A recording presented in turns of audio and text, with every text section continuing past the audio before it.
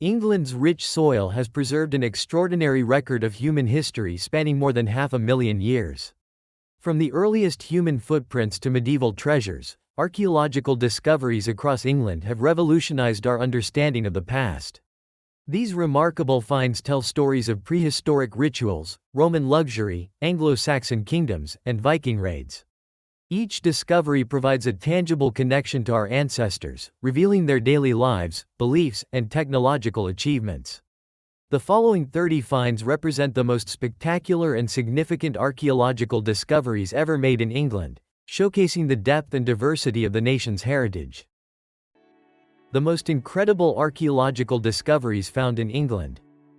Stonehenge, Wiltshire. Discovered in the windswept Salisbury Plain, Stonehenge stands as one of the most iconic prehistoric monuments in the world.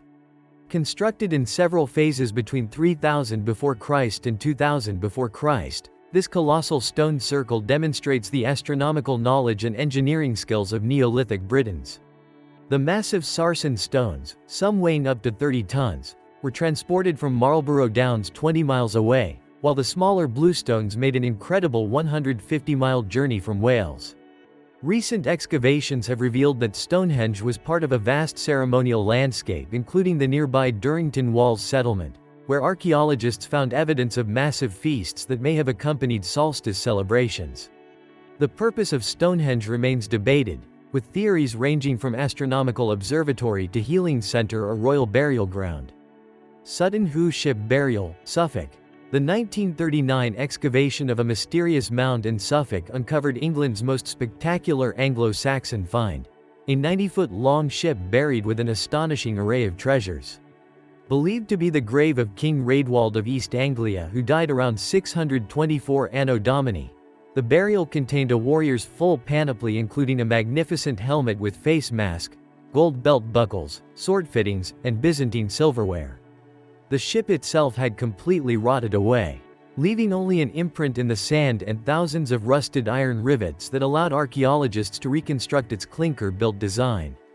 This discovery transformed our understanding of the so-called Dark Ages, proving that Anglo-Saxon England maintained sophisticated trade networks reaching as far as Constantinople and possessed remarkable metalworking skills. The Staffordshire Hoard, Staffordshire. Discovered by a metal detectorist in 2009, this spectacular collection represents the largest hoard of Anglo-Saxon gold ever found. The 3,500 fragments, mostly from sword hilts and other military equipment, date to the 7th to 8th centuries Anno Domini. Unlike the Sutton Hoo burial treasures, these items appear to have been stripped from weapons and hastily buried, possibly as war loot after a battle between rival Anglo-Saxon kingdoms. The craftsmanship is extraordinary, with intricate gold filigree work and garnet inlays showing both Germanic and Mediterranean influences. Particularly striking are several Christian crosses that had been folded, suggesting they were treated as bullion rather than religious objects. The hoard provides unparalleled evidence for the warlike nature of Anglo-Saxon society and the incredible wealth of its elite. The Roman Baths, Bath, Somerset. The remarkably preserved Roman bathing complex in Bath showcases the luxurious lifestyle of Roman Britain.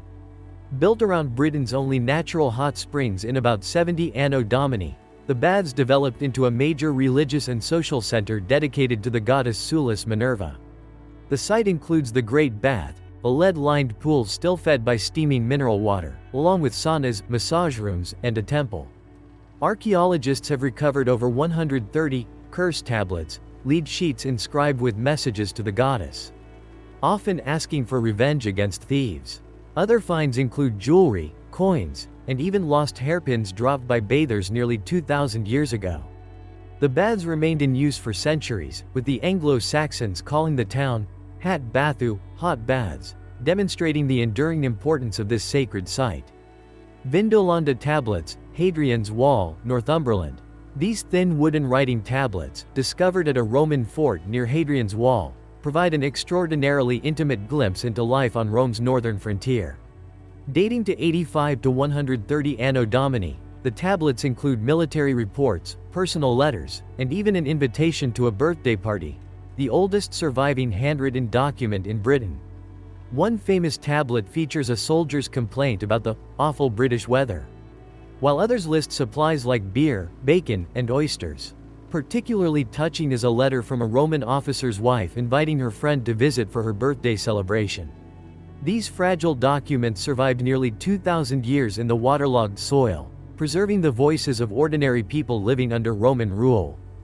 Cheddar Man, Somerset. Discovered in Gough's Cave in 1903, Cheddar Man is Britain's oldest nearly complete human skeleton, dating to about 9,100 years ago during the Mesolithic period.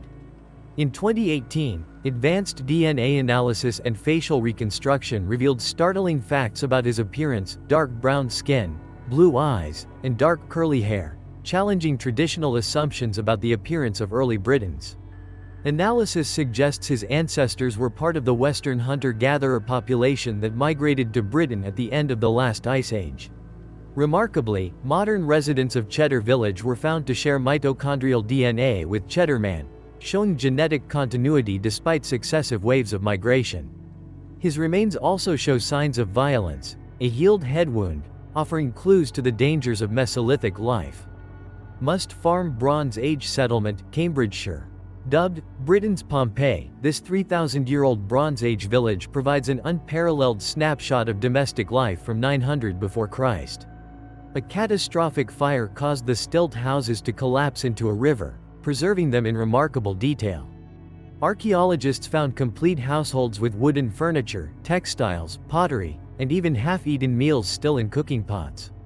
The level of preservation is so exceptional that researchers could identify the villagers' diet, including wheat, barley, and honey-glazed venison, and reconstruct their clothing from woven fibers. The settlement appears to have been abandoned suddenly, with valuable items left behind, making it a true time capsule of Bronze Age Britain. The discovery has revolutionized our understanding of prehistoric architecture and domestic organization. Fishbourne Roman Palace, West Sussex. Discovered in 1960 during construction work, Fishbourne Roman Palace is the largest Roman residence north of the Alps. Built around 75 Anno Domini, its 100-plus rooms covered an area larger than Buckingham Palace, featuring lavish mosaics, underfloor heating, and formal gardens. The palace was likely built for Tiberius Claudius Cogidubnus, a pro-Roman British king mentioned by Tacitus. The famous Cupid on a dolphin mosaic demonstrates the cultural fusion of Roman and British artistic traditions. The north wing contained an audience chamber with a raised dais, where Cogidubnus may have received visitors in imperial Roman style. The palace's destruction by fire in the late 3rd century Anno Domini remains mysterious, whether from accident, rebellion, or invasion, but its ruins provide unparalleled evidence of Roman attempts to cultivate British elites through displays of luxury and power. The Lewis chessmen, found in Scotland, possibly made in England. Though discovered on the Isle of Lewis in 1831, these 93 Viking-era chess pieces were likely crafted in 12th century Anno Domini England or Scandinavia. Carved from walrus ivory and whale teeth, the expressive figurines include kings gripping swords, queens resting their chins thoughtfully on their hands, and berserker rooks biting their shields in battle rage. The set represents one of the most complete medieval chess collections ever found, offering fascinating insights into Norse culture and the game's evolution. Some pieces show clear Celtic influences, suggesting they may have been produced in Norse settlements in northern England. The chessmen demonstrate how the Viking world maintained cultural and trade connections across northern Europe, with such luxury items circulating among the elite. Lindo Man, Cheshire. Discovered in 1984 by peat cutters in Lindo Moss, this well-preserved Iron Age body dates to between 2 before Christ and 119 Anno Domini. Lindo Man's violent death, he was struck on the head, garroted, and had his throat cut, suggests ritual sacrifice rather than murder. His neatly trimmed beard, manicured fingernails, and the presence of mistletoe pollen in his stomach have led some to connect his death to druidic practices. The acidic peat preserved his skin, hair, and even some internal organs, allowing scientists to determine his last meal, unleavened bread, and that he suffered from intestinal parasites. As one of Britain's best-preserved bog bodies, Lindo Man provides haunting evidence for the religious practices of Iron Age Britain. The Hoxne Hoard, Suffolk. Discovered in 1992 by a farmer searching for a lost hammer, The Hoxne hoard represents the largest collection of late Roman gold and silver ever found in Britain.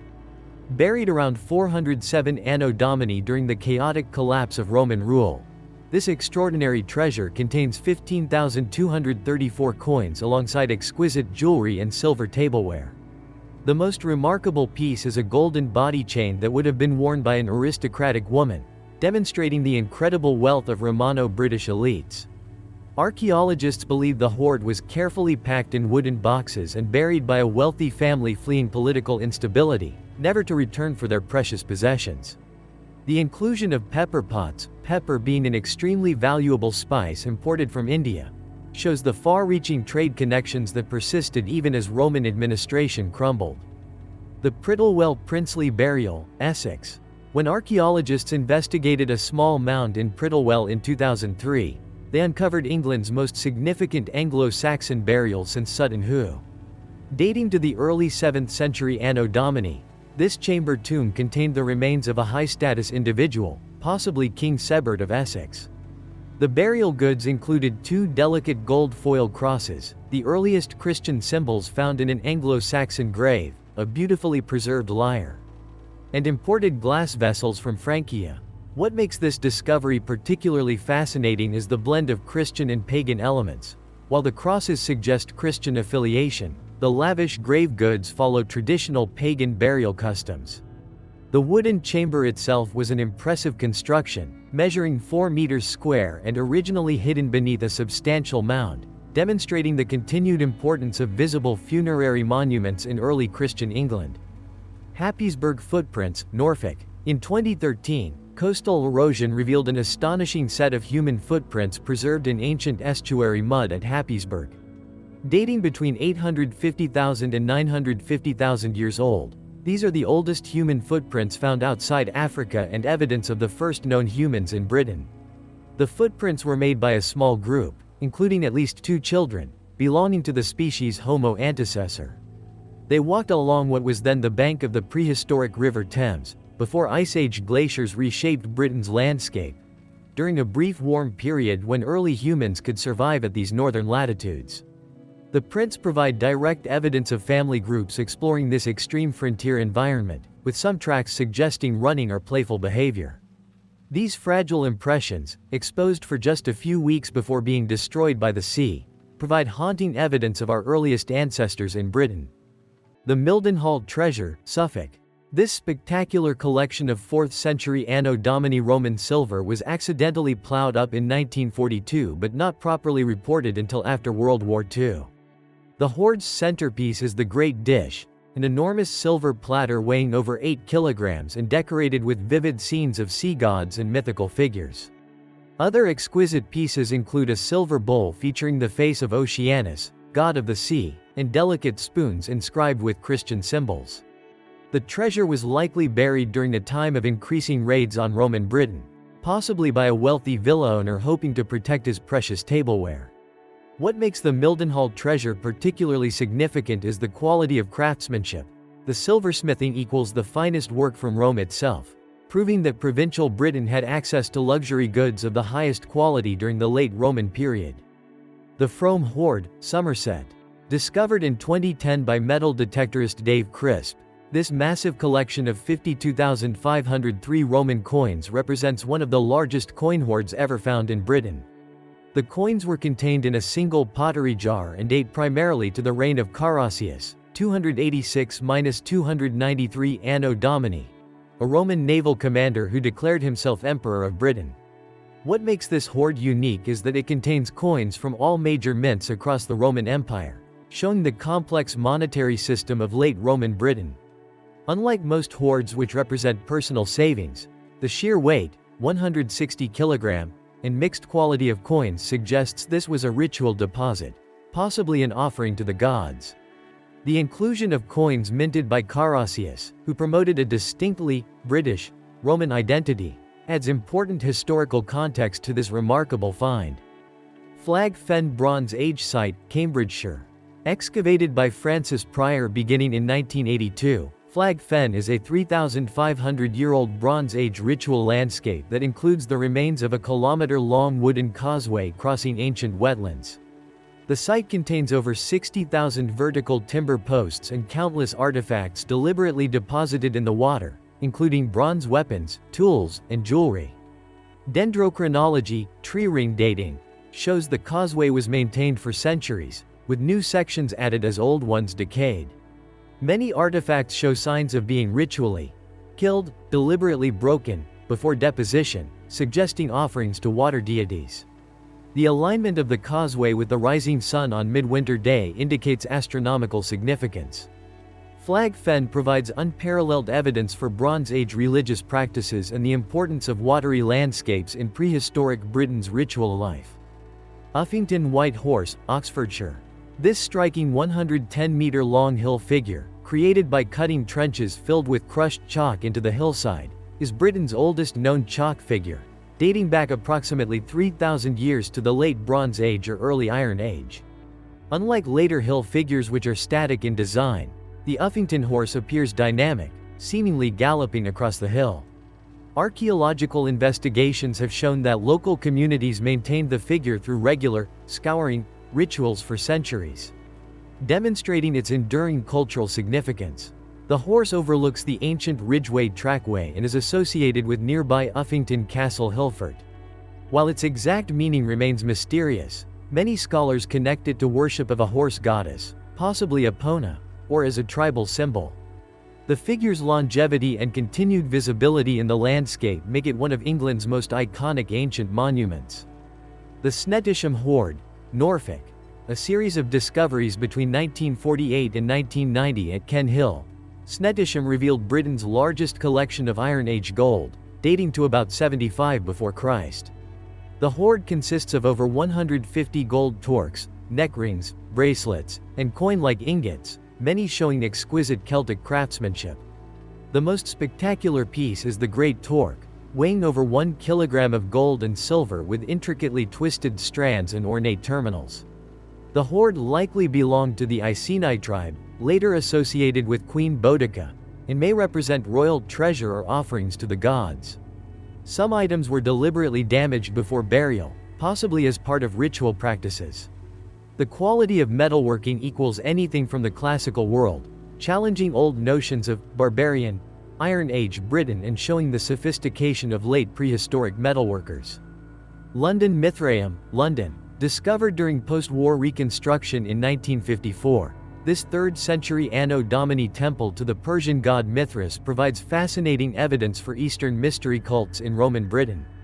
The subterranean temple, Mithraeum, was designed to resemble a cave, with a central aisle flanked by raised benches where initiates would recline during rituals. The site yielded sculptures of Mithras slaying the bull, an altar depicting the god's birth from rock, and evidence for 7 grades of initiation. The cult, particularly popular among soldiers and merchants, offered secret knowledge and the promise of salvation. The London Mithraeum's location near the Roman governor's palace suggests high-status adherence. After Christianity became the state religion, the temple was deliberately destroyed and its statues buried. The reconstructed temple now sits in its original location, though at a different level due to London's rising ground level, offering visitors a glimpse into this mysterious Roman cult. Crosby Garrett Helmet, Cumbria. Found by a metal detectorist in 2010, this spectacular Roman cavalry parade helmet dates to the late 2nd or early 3rd century Anno Domini. Made of copper alloy with silver plating, its most striking feature is the finely sculpted face mask depicting an idealized youthful face with delicate features and carefully detailed hair. The helmet has hinged cheek pieces decorated with griffins and would have originally been topped with a silvered crest, now lost. Such helmets were used for cavalry sports displays, hippica gymnasia, rather than battle, serving both ceremonial and training purposes. The helmet's discovery in a rural area suggests it may have been buried as a votive offering, possibly by a retiring cavalry officer. Its exceptional preservation and artistic quality make it one of the most important Roman military finds in Britain, showcasing the blend of practical military equipment and elaborate decoration characteristic of Roman cavalry gear. The Ringlemere Cup, Kent. Discovered in 2001 by a metal detectorist in a Kentish field, this exquisite gold vessel dates to approximately 1700 before Christ during the early Bronze Age. The cup, now housed in the British Museum, stands just 11 centimeters tall but represents a masterpiece of prehistoric metalworking. Its delicate corrugated design echoes similar vessels found across Western Europe, suggesting long-distance cultural connections during this period. What makes the Ringelmeer cup particularly significant is its discovery context, found not in a burial but apparently deposited alone in the ground. Possibly as a ritual offering. The cup's design shows remarkable sophistication, with precisely hammered ribs and a carefully formed base. Only 6 comparable gold cups have been found in Britain, all from high-status burials, making this solitary discovery particularly enigmatic. The find spot was later excavated, revealing a rich prehistoric landscape including a possible henge monument, suggesting the cup may have been part of ceremonial activities at this important location. Star Car Mesolithic Site, North Yorkshire. Excavations since 1948 at this waterlogged site near Scarborough have revealed extraordinary evidence of Britain's first post-glacial settlers dating back 11,000 years. Star Car preserves the oldest known house structures in Britain, circular dwellings with wooden floors built by hunter-gatherers at the edge of a long-vanished lake. The site's most striking finds include 21 red deer skullcaps with antlers, modified to be worn as headdresses. Possibly for ritual purposes. Archaeologists have also uncovered Britain's oldest surviving carpentry, a wooden platform extending into the lake, and numerous bone and antler tools showing sophisticated craftsmanship. The preservation of organic materials at Star Car is unparalleled, including rare finds like birch bark rolls and engraved shale pendants. This site has revolutionized our understanding of Mesolithic Britain, showing that early hunter-gatherers were not simple nomads but created substantial settlements with complex ritual practices. Adapting ingeniously to their changing environment after the last ice age. The Chew Valley Hoard, Somerset. Unearthed in 2019 by metal detectorists near Bristol, this Viking Age silver hoard contains 1,236 coins and other silver objects buried around 1020 to 1030 Anno Domini. The collection provides remarkable evidence for the cosmopolitan nature of late Anglo-Saxon England, containing coins minted for King Canute alongside Islamic dirhams from as far away as Afghanistan. The hoard includes numerous examples of hack silver, cut-up pieces of jewelry and ingots used as bullion in the Viking economy. Particularly significant are the coins showing the transition between Athelred II's reign and Canute's Danish conquest, offering numismatic evidence for this turbulent political period. The mixture of English and Scandinavian coins demonstrates how Viking settlers became integrated into Anglo-Saxon economic systems. Archaeologists believe the hoard may represent wealth hidden during Canute's invasion, never recovered by its owner. The discovery contributes significantly to our understanding of the complex monetary systems operating in 11th century England and the extensive trade networks connecting Britain to the wider world. Thornborough Henges, North Yorkshire. This Neolithic ritual complex, often called the Stonehenge of the North, consists of 3 enormous circular earthworks aligned roughly north-south across the River Ure Valley. Dating to between 3500 and 2500 before Christ, the Henges formed part of Britain's largest Neolithic monument complex after the Stonehenge-Durrington Walls area. The central Henges banks were originally coated in bright white gypsum, creating a dazzling spectacle visible for miles across the landscape. The alignment of the 3 Henges mirrors the 3 stars of Orion's belt, suggesting astronomical significance. Recent excavations have revealed processional avenues and evidence of massive feasting, indicating the site was a major ceremonial center attracting visitors from across Britain. The Henges construction required moving enormous quantities of earth. Each ditch would have taken an estimated 500 workers about 2 months to dig using antler picks. This monumental effort demonstrates the organizational capabilities of Neolithic communities and the importance they placed on creating ritual landscapes that transformed the natural environment into a sacred space. The Boxford Mosaic, Berkshire. Discovered in 2017 during a community archaeology project, this spectacular Roman mosaic dates to the 4th century Anno Domini and depicts scenes from Greek mythology with exceptional artistry. The mosaic adorned the floor of a large villa's dining room, where it would have impressed guests during lavish dinner parties.